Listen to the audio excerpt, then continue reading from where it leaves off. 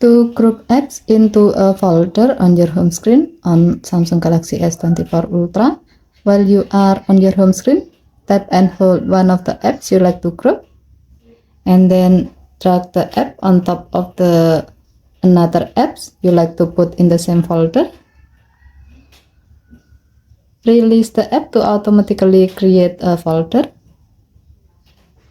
If needed, once the folder is created, you can rename the folder so it can easily let you know what apps you place inside it.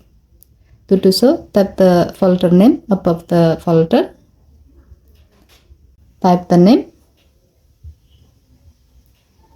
and then tap 10 key on your keyboard.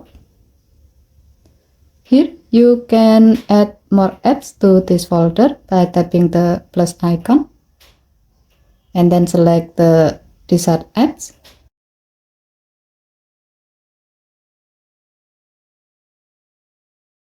Next, tap the button. You can also change the folder background color by tapping the colored circle icon and then select the desired color you like to use.